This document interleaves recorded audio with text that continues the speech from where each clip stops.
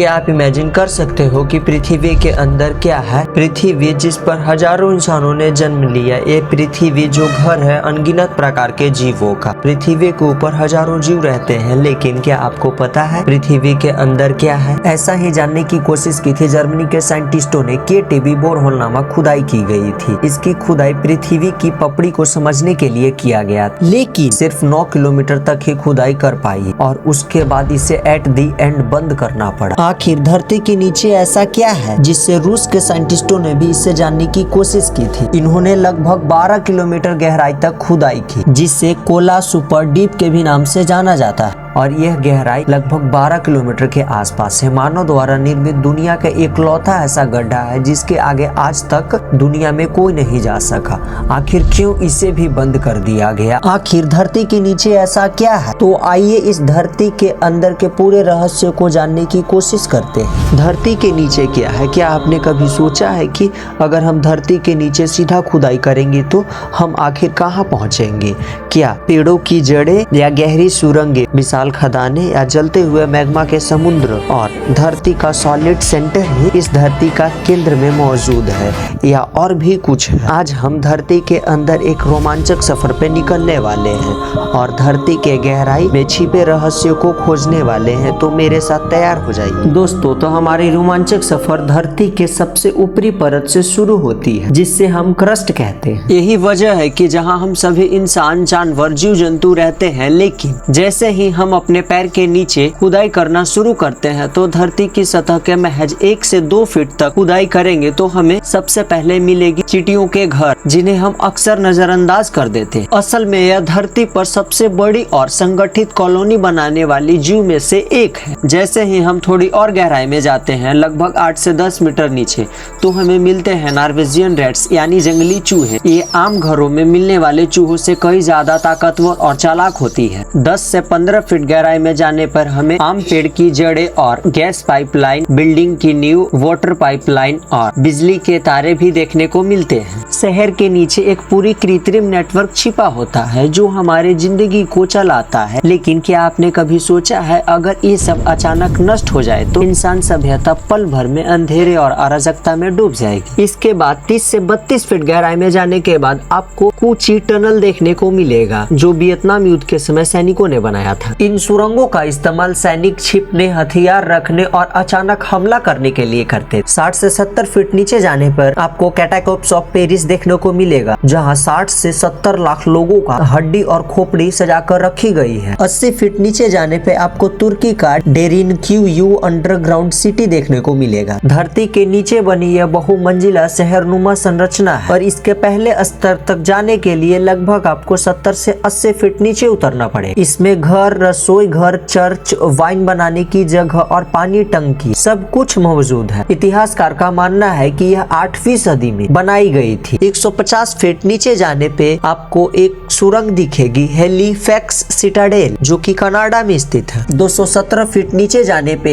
एक पेड़ की जड़ दिखाई देती है जिसका नाम है मेस्काइट ट्री। यह पेड़ पानी की तलाश में इतनी गहराई तक जाती है कि जो एरिजोना अमेरिका में स्थित है। 300 फीट नीचे गहराई में जाने पर पाताल भुवनेश्वर गुफा दिखने को मिलता है, जो उत्तराखंड के भारत में स्थित है। 500 फीट नीचे गहराई में जाने पे एलोरा की गुफा देखने को मिलता है, यानी पूरी पहाड़ को काटकर एक मंदिर बनाया गया जो धरती के गहराई में उतारता है। यह 1200 साल पुरानी अजूबा आज भी एक रहस्य है। इतनी गहराई तक यह बिना आधुनिक मशीनों से कैसे बनाया गया? इससे 2 गुना यानी 1000 फीट नीचे जाने पे कुछ रिसर्च लैब मिलती है। सुंडा अंडरग्राउंड लेबोरेटरी, जो USA में स्थित है। यहाँ वैज्ञानिक के द्वारा ब्रह्मांड के रहस्य पर रिसर्च करते हैं। लगभग 2200 से 2500 फीट नीचे गहराई में जाने पर दुनिया की सबसे गहरी खान, सोने की खान, कोलार गोल्ड फील्ड देखने को मिलता है। इस पर एक फिल्म भी बनी है, KGF, जिसमें सोने की तस्करी को दिखाया गया है। हालांकि 2200 फीट से शुरू होकर यह 10,000 फीट गहराई तक जाता है। 2150 फीट नीचे